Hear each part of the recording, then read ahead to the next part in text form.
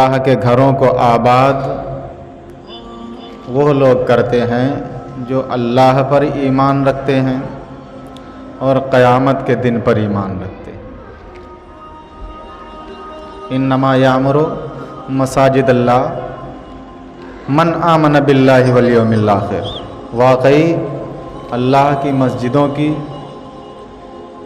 اللہ کے گھروں کی وہی حضرات تعمیر کرتے ہیں کہ جو اللہ پر ایمان رکھتے ہیں اور جو قیامت پر ایمان رکھتے ہیں۔ آقا کریم صلی اللہ علیہ وسلم نے فرمایا، جب تم کسی کو مسجد آتے جاتے دیکھو، کسی کو دیکھو کہ وہ مسجد آتا جاتا ہے، اس کا آنا جانا مسجد میں ہے، تو سرکار فرماتے ہیں اس کے ایمان کی گواہی دو، اس کے ایمان کی گواہی دو۔ اسی آیت کریمہ کا خلاصہ یہ حدیث، کیونکہ اللہ رب العزت نے فرمایا کہ اللہ کے گھروں کی تعمیر، اللہ کے گھروں کو آباد کرنا انہی کا نصیبہ ہے کہ جو اللہ پر ایمان رکھتے ہیں اور قیامت کے دن پر، آخرت کے دن پر ایمان رکھتے ہیں۔ تو یہ آیت بتاتی ہے کہ جن کے تعلقات جو اپنے آنے سے مسجدوں کو پر کرتے ہیں، گویا کہ وہ مومن ہی ہوا کرتے ہیں جو مسجدوں کو بھرا کرتے ہیں۔ تو مساجد میں آنا جانا، اور جو بھی آتا جاتا ہے اس کے لیے سرکار فرماتے ہیں اس کے ایمان کی گواہی دو۔ مضمون ہمارا پچھلے 2 جمعوں سے یہی چل رہا تھا کہ جو لوگ نمازوں کو ترک کر دیتے ہیں ان کے لیے جو وعیدات مصطفیٰ کریم صلی اللہ تعالی علیہ وسلم کے فرامین میں موجود ہیں وہ آپ حضرات کی گوش گزار کی تھیں۔ آگے نبی پاک صلی اللہ علیہ وسلم فرماتے ہیں قال علیہ الصلاۃ والسلام ان تارک الصلاۃ مع الجماعۃ ملعون فی التوراۃ والانجیل والزبور والفرقان وتارک الجماعۃ یمشی علی الارض والارض تلعنہ وتارک الجماعۃ یبغضہ اللہ تعالی وتبغضہ الملائکۃ وکل شیء جعلہ اللہ تعالی فیہ الروح۔ آقا کریم صلی اللہ علیہ وسلم فرماتے ہیں کہ واقعی جو نماز کو جماعت کے ساتھ ترک کر دیتے ہیں، جو نمازوں کو جماعت کے ساتھ نہیں پڑھتے ہیں، ان کے لیے یہ وعید سناتے ہیں۔ اللہ کے نبی صلی اللہ علیہ وسلم فرماتے ہیں اسے توریت میں ملعون کہا گیا ہے، اسے انجیل میں ملعون کہا گیا ہے، اسے زبور میں ملعون کہا گیا، اسے قرآن میں بھی ملعون کہا گیا ہے۔ ملعون کسے کہتے ہیں؟ ملعون وہ جسے اللہ کی رحمت سے دور کر دیا گیا۔ لعنت کا مطلب ہی یہی آتا ہے اللہ کی رحمت سے دور ہونا۔ تو اللہ کی رحمت سے جسے دور کر دیا جائے تو وہ لعنت شدہ اور ملعون کہلاتا ہے۔ اب یہ ایسا فعل ہے کہ میاں خود رب نے آپ کو اپنی بارگاہ سے دور نہیں کیا ہے، یہ ہمارا فعل ہے کہ ہم خود اس کو اپنی رحمت سے دور، اپنے آپ کو اس کی رحمت سے دور لیے جا رہے ہیں۔ یہ ہماری کمی اور کوتاہی ہے کہ ہم اپنے آپ کو، اس نے تو اپنی رحمت کو گستر کر دیا، اس نے تو اپنی رحمت کو پھیلا دیا، اس نے تو جنت نشاں مقامات زمین پر پھیلا دیے، ہم ہیں کہ ان جنت نشاں مکانات میں داخل نہ ہو کر کے اس کی رحمت سے دور ہوتے چلے جاتے ہیں۔ یہ ہماری اپنی کمی ہے۔ ملعون فی التوراۃ والانجیل والزبور والفرقان، اسے رحمت سے دور ہونے والا کہا گیا ہے۔ توریت میں بھی کہا گیا جو حضرت عیسیٰ علیہ السلام پر اتاری گئی، موسیٰ علیہ السلام پر اتاری گئی، انجیل میں بھی کہا گیا جو حضرت عیسیٰ علیہ السلام پر اتاری گئی، زبور میں بھی کہا گیا کہ جو حضرت داؤد علیہ السلام پر اتاری گئی، اور قرآن میں بھی کہا گیا جو حضرت محمد مصطفیٰ صلی اللہ تعالی علیہ وسلم پر اتاری گئی۔ ان کتب میں جو ہے کیا اسے اللہ کی رحمت سے دور ہونے والا۔ اب ہمیں اپنے گریبان میں جھانکنا ہے اور ہمیں اپنے نفس کا محاسبہ کرنا ہے، اپنے اعمال کا محاسبہ کرنا ہے اور دیکھنا ہے کیا ہم کہیں اس حدیث کی زد میں تو نہیں آ رہے ہیں۔ ہمیں اپنا محاسبہ کرنا ہے۔ اور فرماتے ہیں آگے مصطفیٰ کریم صلی اللہ علیہ وسلم وَتَارِكُ الْجَمَاعَةِ يَمْشِي عَلَى الْأَرْضِ، مصطفیٰ کریم فرماتے ہیں اور جماعت چھوڑنے والے جب زمین پر چلتے ہیں وَالْأَرْضُ تَلْعَنُهُ، فرماتے ہیں زمین بھی لعنت بھیجتی ہے۔ معاذ اللہ رب العالمین، اللہ کی پناہ، نعوذ باللہ من ذالک۔ فرماتے ہیں وَتَارِكُ الْجَمَاعَةِ يُبْغِضُهُ اللَّهُ تعالی، فرماتے ہیں نماز چھوڑنے والے جب جماعت چھوڑ دیتے ہیں، جماعت سے نماز ادا نہیں کرتے، اللہ ایسے بندوں سے نفرت کرنے لگتا ہے، ایسے بندوں کو پسند نہیں فرماتا۔ اور آگے فرماتے ہیں مصطفیٰ کریم وَتُبْغِضُهُ الْمَلَائِكَةُ، اور فرماتے ہیں ملائکہ بھی، جب اللہ جس سے نفرت کرے تو پھر اس سے کون پیار کرے؟ اللہ جسے نفرت کرے پھر اس سے کون پیار کرے؟ ملائکہ بھی اس سے نفرت کرتے ہیں۔ اور یہ عبادت ہی ایسی عبادت ہے کہ ملائکہ کو جس کا ایک ایک رکن ملا ہے، اور یہ وہ عبادت ہے کہ جس سارے رکن اور ہمیں اور آپ کو عطا کریں گے۔ کسی گروہ ملائکہ کو رکوع ملا تو کسی گروہ ملائکہ کو قیام ملا تو کسی گروہ ملائکہ کو سجدہ ملا۔ یہ محمد مصطفیٰ اور ہم تم لوگ ہیں، گناہگار ہیں، وہ نفوس قدسیہ ہیں، ہم ہر وقت نفس کی شرارتوں میں ملوث ہیں، پھر بھی وہ ساری عبادتوں کا مجموعہ کر دیا گیا اور تمہیں عطا کر دیا گیا۔ ان کے نصیب میں سجدہ ہے، تیرے نصیب میں سجدہ بھی ہے، رکوع بھی ہے، قیام بھی ہے، قیام بھی ہے، سب کچھ ہے تیرے نصیب میں۔ ان کے نصیب میں ایک مرتبہ مصطفیٰ کے روضے کی حاضری ہے، اور تیرے نصیب میں ہر مہینے حاضری، اگر جا سکے تو چلا جا، اگر جا سکے تو چلا جا، تیرے نصیب میں ہر مہینے، اگر جائے تو جا۔ یہ ان کا نصیب ہے، یہ ہمارا نصیب ہے، لیکن نصیبے سے ہم خود اپنے حصے کو جو چھوڑ کر کے بھاگ رہا ہو، پھر اس سے زیادہ افسوس کس پہ کیا جا سکتا ہے؟ خود اپنے حظ، اپنے نصیبے کو، اپنے حصے کو چھوڑ کر کے ہم بھاگ رہے ہیں، جو اللہ رب العزت نے ہم پر گستر فرمائے اور ہمیں دینے کا وعدہ کیا، انہیں چھوڑ کے ہم خود ہی بھاگ رہے ہیں۔ تو جو اپنے حصص کو خود چھوڑ کر کے بھاگ رہے ہوں، ان سے زیادہ افسوس کس پر کیا جائے؟ سب سے زیادہ افسوس کے لائق وہی لوگ۔ اور فرماتے ہیں وَكُلُّ شَيْءٍ جَعَلَهُ اللَّهُ فِيهِ رُوحًا، اور مصطفیٰ کریم فرماتے ہیں ہر وہ چیز جس کو اللہ رب العزت نے، جس میں اللہ رب العزت نے روح ڈالی ہے، وہ بھی جو ہے کیا ہے، ان پر لعنت کرتی ہے۔ اور فرماتے ہیں وَيَلْعَنُهُ كُلُّ مَلَكٍ بَيْنَ السَّمَاءِ وَالْأَرْضِ وَالْحِيتَانِ فِي الْبَحْرِ، اور اللہ کے نبی فرماتے ہیں زمین و آسمان کے درمیان جو ملائک ہیں وہ بھی ان پر جو ہے کیا ہے، رحمت سے دوری بھیجتے ہیں۔ اور فرماتے ہیں یہاں تک کہ دریا کی مچھلیاں بھی جو ہے کیا، اسے اللہ کی رحمت سے دور ہونے کی بد دعا کرتی ہیں۔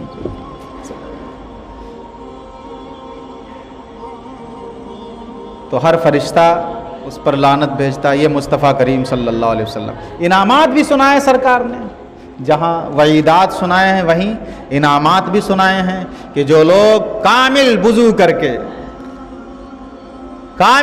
کر کے پنجگانہ نماز با جماعت ادا کرتے ہیں، انہیں بے حساب و کتاب جنت میں داخلے کی بشارت اور خوشخبری بھی مصطفیٰ نے عطا فرمائی۔ اللہ رب العزت انہیں بے حساب و کتاب جنت میں بھی لے جائے گا۔ درود پاک پڑھ لو، اللہم صلی علی سیدنا مولانا محمد مبارک وسلم، صلو علیہ صلاۃ و سلام علیک یا رسول اللہ یا نبی اللہ یا حبیب اللہ۔ اور آگے مصطفیٰ کریم فرماتے ہیں جو اپنے آپ کو 5 چیزوں سے روک لیتا ہے، اللہ تعالیٰ اس سے 5 چیزوں کو روک دیتا ہے۔ فرماتے ہیں جو اپنے آپ سے 5 چیزوں کو، جو اپنے آپ کو 5 چیزوں سے روک لیتا ہے، مصطفیٰ کریم فرماتے ہیں قال النبی صلی اللہ تعالی علیہ وسلم من منع من نفسه خمسة منع اللہ منہ 5، جو اپنے آپ کو 5 چیزوں سے روکتا ہے تو اللہ بھی اسے 5 چیزوں سے روک دیتا ہے۔ کیا کیا ہیں وہ مصطفیٰ کریم آگے تفصیل بیان فرماتے ہیں۔ الاول من منع الدعاء منع منہ الاجابۃ، جو اپنے آپ کو دعا کرنے سے روک لیتا ہے تو اللہ اس کی قبولیت کو بند کر دیتا ہے۔ ایسے چھوٹ کر کے بھاگتے ہیں، پتہ نہیں قید کر لیا جائے گا۔ الٹی سیدھی پڑی بھی نہیں پڑی، صاحب ہاتھ اٹھائے اور ہاتھ اٹھانے کے بعد ترنت منہ پہ پھرے اور نکلے۔ تو جو دعا سے اپنے آپ کو روک لیتا ہے، مصطفیٰ کریم صلی اللہ تعالی وسلم دیکھیے جو دوسروں کو جنت کی خوشخبری دیتے ہیں، خود بخشائے ہیں میاں، जन्नत जिनकी मिल्कियत में दे दी गई हो, उनकी दुआओं को देख लो, उनके सजदों को देख लो, उनकी रातों की इबादतों को देख लो कि वो कितनी दुआएं करते हैं। और हमारे पास कुछ भी नहीं है, फिर भी हम अपने हाथ दुआ के लिए नहीं उठाते। या तो इतना तवक्कुल पैदा कर ले कि मेरे रब ने मुझे सब दिया है, मुझे मांगने की जरूरत नहीं है, या तो ऐसा भरोसा पैदा कर ले, या फिर मुस्तफा के अदाओं पर अमल करते हुए, और वो लोग भी जो ये भरोसा कर लेते हैं, अगरचे हाथ नहीं उठाते हैं लेकिन उनका मन बारगाह इलाही में लगा रहता है, मौला हम तेरे ही मोहताज हैं, तेरे सिवा कोई दूसरा नहीं जो मेरे कामों को पूरा कर दे, जो मेरा कारसाज हो। तो हाथ उठाना सीखो। फरमाते हैं मम मना दुआ, जो दुआ से अपने आप को रोक लेता है, मना अल्लाह मिनहुल इजाबता, अल्लाह रब्बुल इज्जत उससे मकबूलियत को दूर कर देता है। और मुस्तफ़ा करीम दूसरी जगह इरशाद फरमाया भी दुआ मुखुल इबादा, फरमाते हैं सरकार इबादत का मग़ज़ और इबादत की असल जो है क्या वो दुआ है। इबादत कर ली और आपने दुआ नहीं की। एक होता है दुआ मांगना और एक होता है दुआ पढ़ना। तवज्जो दें, एक है दुआ मांगना और एक है दुआ पढ़ना। तो अक्सर हम देखते हैं कि लोग दुआ पढ़ते हैं, क्या पेशवा हुआ और क्या जो है क्या है, क्या मुक्तदा हुआ और क्या मुक्तदी हुआ। तो मैं अपनी निगाहों से देखता हूं, हालांकि वो कैफियत मेरे अंदर भी पैदा नहीं हुई जो मांगने की कैफियत होती है। कि शायर ने क्या ही खूब कहा, अब तंगिए दामा पे न जा और भी कुछ मांग, है आज वो माइल बाता और भी कुछ मांग। तू एक मर्तबा पुकार, तेरा रब तुझे 70 मर्तबा पुकारता। तो पुकार तो एक मर्तबा दिल से। तो जो अपने आप को दुआ से रोक लेता है, मम मना, तो एक है दुआ पढ़ना और एक है दुआ मांगना। तो मांगने और पढ़ने में कितना फर्क है मियां? एक है पढ़ करके सुना देना और एक है किसी चीज से क्या है दुआ मांगना। तो मांगने की कैफियत लाओ अपनी दुआ में। अल्लाहुम्मा अंत सलाम व मिनका सलाम व इलैका यरजिउ सलाम हय्यना रब्बना बिस्सलाम व अदखिलना जन्नत दार सलाम तबारक रब्बना व तआला या दल जलाल वल इकराम। ये मांगना है या पढ़ना है? वो कैफियत पैदा करो इसमें। क्या है? मांगने की कैफियत। कि एक गधा जब किसी के दरवाजे पर जाकर के मांगता है तो क्या कहता है? अरे आप तो जो है क्या है बड़े देनदाता हैं, आप बड़े सखी हैं, आपके दरवाजे से कोई नहीं लौटा। यूं ही तेरे लफ्ज से, तेरे लफ्जों में जब दुआ निकले तो हर वक्त करीमा रहीमा, अरे करम कर मेरे मौला, तू ही करम करने वाला है। तो अपने अंदर दुआओं में वो कैफियत पैदा हो जाना चाहिए जो मांगने की कैफियत होती है, पढ़ने की कैफियत नहीं, मांगने की कैफियत पैदा हो। मुस्तफ़ा करीम ने एक जगह फरमाया, अगर रोना नहीं आता है दुआओं में तो रोने जैसी सूरत बना लिया कर। दुआ में अगर रोना ना आए तो रोने जैसी सूरत बना लिया कर। जाहिर तुम संभालो, बातिन रब संभाल देगा। रोने की सूरत तुम बनाओ, अल्लाह रब्बुल इज्जत रोने की सीरत तुम्हारे अंदर पैदा कर देगा। जाहिर संभालना मेरा काम है, बातिन संभालना उसका काम है।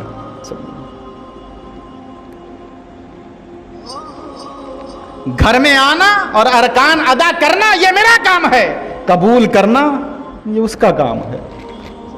तो हमें जाहिर बनाना है, और जो जाहिर बनाता है, जाहिर की सफाई सुथराई ये बातिन की सफाई सुथराई पर दलील होती है मियाँ।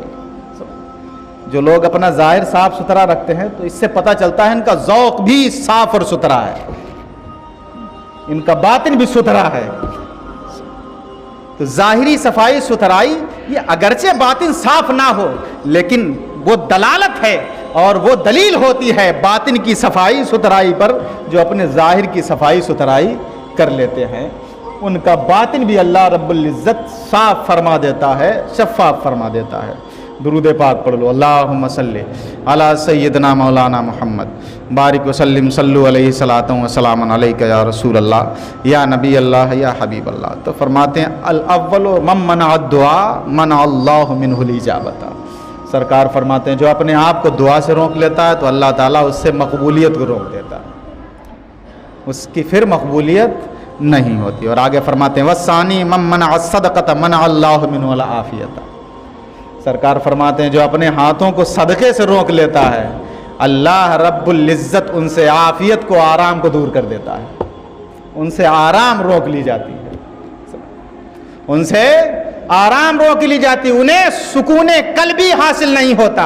اور یہ صدقہ اور سخاوت ایسی صفت ہے، میں نے گزشتہ بھی کہا تھا، 1000 برائیاں تیرے اندر ہوں لیکن اگر تیرا ہاتھ کھلا ہوا ہے، تو صدقے کا عادی ہے، تو لٹانے کا عادی ہے، تو تیری 1000 برائیاں تیری وہ ایک عادت چھپا لے گی جو تیرے اندر کیا ہے، کھل کر دینے کی عادت ہے، وہ 1000 برائیاں چھپا لیتی ہے صرف ایک ہی عادت جو انسان کے اندر دینے کی عادت ہے۔ کریم ایسا ملا کہ جس کے کھلے ہیں ہاتھ اور بھرے خزانے۔ ارے ہمارا تو کریم ایسا ہے، ہمیں تو نبی ایسا ملا ہے کہ جس کے خزانے بھرے ہوئے اور ہاتھ کھلے ہوئے ہیں، ہاتھ کھلے ہوئے، کھلے ہیں ہاتھ اور بھرے خزانے، بتاؤ اے مفلسو کہ پھر کیوں تمہارا دل اضطراب میں ہے۔ تو تم تو ایسے سخی کے، ایسے کریم کے، اس کی صفات کو اپناؤ، اس کی صفات میں رنگ جاؤ، اس کی صفات میں رنگ جاؤ۔ گزشتہ میں نے کہا بھی تھا کہ تاریخ میں ایک بھی ایسا نہیں ملے گا کہ جس نے اپنا سب کچھ لٹا دیا ہو اللہ کے نام پر اور اس کے بچے بھوکے مر گئے ہو، ڈھونڈتے تھک جاؤ کہ میاں، لیکن تاریخ میں کوئی ایسا نہیں ملے گا۔ سینکڑوں ملیں گے جنہوں نے اپنا سارا اثاثہ لٹا دیا۔ غریب نواز نے اپنی سلطنت صدقہ کر دی، چھوڑ کر کے چلے گئے۔ سیدنا شیخ عبد القادر نے اپنا سب کچھ چھوڑ دیا، چلے گئے۔ جنہوں نے سب کچھ رب کے نام پر چھوڑ دیا، بتا دے تاریخ گواہی دے دے اس بات کی کہ ان کے بچے، ان کے اہل و عیال، ان کے کنبے والے بھوکے مر گئے ہوں۔ ایسی تاریخ کوئی تاریخ نہیں بتاتی کہ جنہوں نے سب کچھ راہ خدا میں لٹایا پھر ان کے اہل و عیال تنگ دستی میں گزرے ہوں یا وہ۔ تو یہ نفس ہمیں اور آپ کو ایسی نیکیاں کرنے سے روکتا ہے، بھلائیوں سے روکتا ہے جو ہم اور آپ کرنا چاہتے ہیں اور نبی پاک صلی اللہ علیہ وسلم کی اس میں رنگنا چاہتے ہیں۔ تو اللہ رب العزت ہم سب کو صفات مصطفیٰ کریم صلی اللہ علیہ وسلم میں رنگنے کی توفیق دے۔ تو فرماتے ہیں جو اپنے آپ کو من منع صدقۃ منع اللہ منہ العافیۃ، تو جو اپنے آپ کو صدقے سے روک لیتا ہے، دیتا نہیں ہے، تو اللہ رب العزت اس سے عافیت کو دور کر دیتا ہے۔ آپ دے کر کے تو دیکھو، اور دو ایسے، یہ والا دے یہ والے کو خبر نہ ہو۔ اور فرماتے الید العلیٰ، مصطفیٰ فرماتے الید العلیٰ خیر من ید السفلی، مصطفیٰ کریم فرماتے ہیں اوپر والا ہاتھ نیچے والے ہاتھ سے بہتر ہے۔ بتاؤ، دینے والا اوپر ہوتا ہے، لینے والا اوپر ہوتا ہے؟ بولو۔ ارے اتنا بھی نہیں یار، دے کر کے دیکھو کسی کو تب پتہ چل جائے گا، اتنا بھی سمجھ میں نہیں آ رہا ہے؟ دینے والا اوپر ہوتا ہے، لینے والا؟ ارے آواز نہیں نکل رہی، بول دو یار۔ دینے والا اوپر ہوتا ہے، اتنا تو بول ہی دیا کرو یار۔ دینے والا ہاتھ اوپر، مصطفیٰ کریم فرماتے ہیں الید العلیٰ خیر من ید السفلی، دینے والا ہاتھ لینے والے ہاتھ سے، یعنی اوپر والا ہاتھ نیچے والے ہاتھ سے، لینے والا نیچے ہوتا ہے، دینے والا اوپر ہوتا ہے، تو وہ ہاتھ اس ہاتھ سے بہتر ہے جو دیتا ہے۔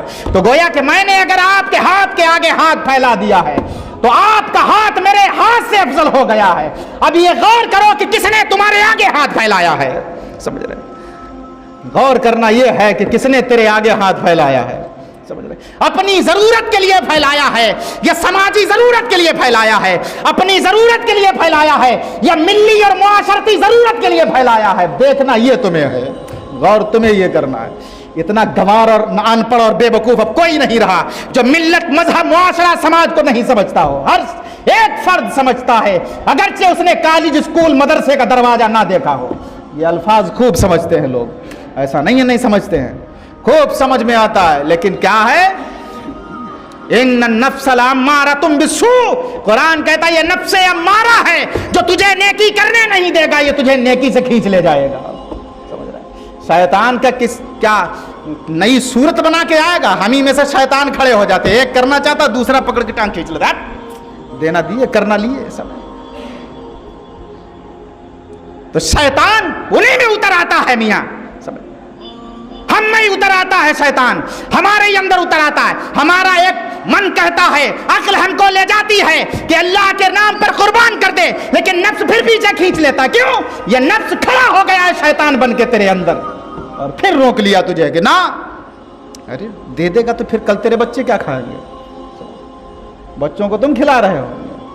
सैकड़ों लोग ऐसे हैं, सैकड़ों बच्चे, हजारों बच्चों इस रूए गेती पर ऐसे हैं कि जिनके माँ बाप भी नहीं हैं और वो नाबालिग हैं, यतीमी की हालत में जी रही हैं, लेकिन अल्लाह उन्हें भी खिला देता है, पेट उनके भी भरा देता है। अगर नसीब में जिल्लत है तो कोई बचा नहीं सकता, और नसीब में अगर इज्जत है तो कोई जिल्लत में डाल नहीं सकता।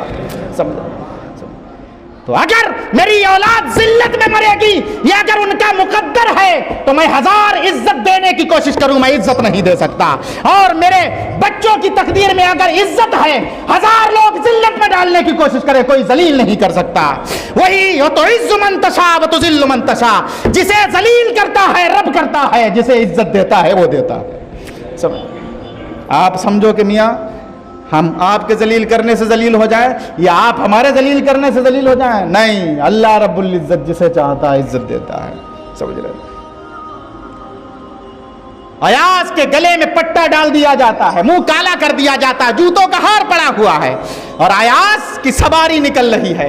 एक मर्तबा सवारी निकली, देखा बड़ी शान और शौकत के साथ जा रहे हैं, और बादशाह का लश्कर पीछे चल रहा है, और ऊंट पर सवार किया गया है, ऐसा लग रहा था कोई बादशाह जा रहा है। अब एक मर्तबा जूतों का हार गले में पड़ा हुआ है, एक मर्तबा जूतों का हार गले में डाल दिया गया है, और बड़ी जिल्लत के साथ मुंह काला करके ले जाया जा रहा है। किसी ने पूछा अयाज क्या बात है? और अयाज जैसे उस दिन खुश था वैसे ही अयाज आज भी खुश है।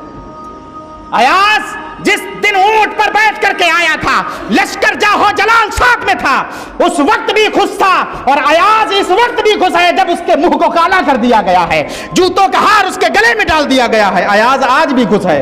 किसी ने पूछा मियाँ क्या बात है, बड़ा खुश नजर आते हो, इतनी जिल्लत की हालत में खुश हो? कहते ये तो मेरा रब का करम है, वो जिस हालत में रखता है उस हालत में खुश है। वो इज्जत देता है तो उसमें खुश हैं, जिल्लत देता है तो जिल्लत में खुश हैं। ये रब का करम। व तुइज़्ज़ु मन तशा व तुज़िल्लु मन तशा, वो जिसे चाहता है इज्जत देता है, जिसे चाहता है जिल्लत देता है। अस्तगफिरुल्लाह रब्बी मिन कुल्लि ज़ंबिन व अतूबु इलैहि, ला इलाहा इल्लल्लाह मुहम्मद।